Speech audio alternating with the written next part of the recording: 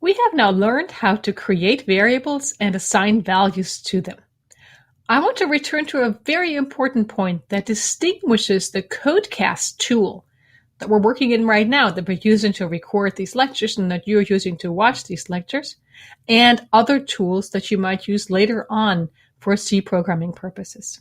Let's start by reviewing how to declare and assign values to variables.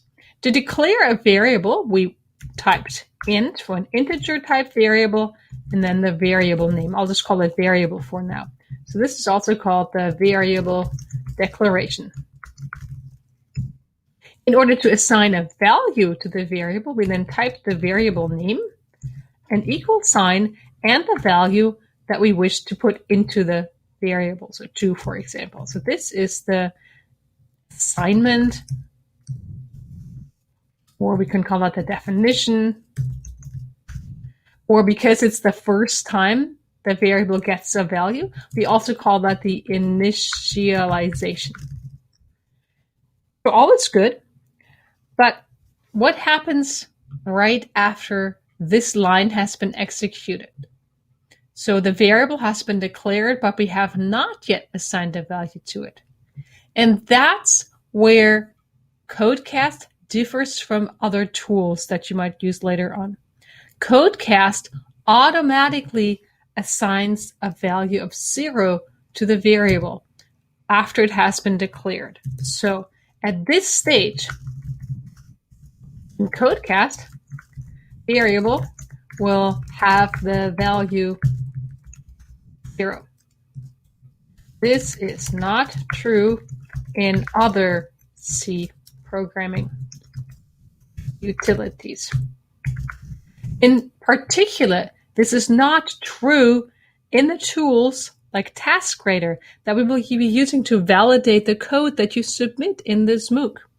And so this is not something to get used to. It's a nice feature of Codecast, but not something to get used to. Instead, whenever you declare a variable, you also should initialize it right away so that you never find yourself in a situation where a variable has been declared but not initialized. Whereas Codecast automatically initializes as 0, other tools will not. So what would variable be in one of these other tools? It turns out variable is just a memory box. So what happens when you declare a variable, space in memory is reserved to hold whatever you place into that variable. But whatever was sitting in that memory location from a previous run of a program or from who knows what else was just happening, that would then be interpreted as the current value of your variable. So you got to make sure you overwrite it with a variable value that you actually want to store in there, rather than keeping in there whatever garbage is left from a previous program execution.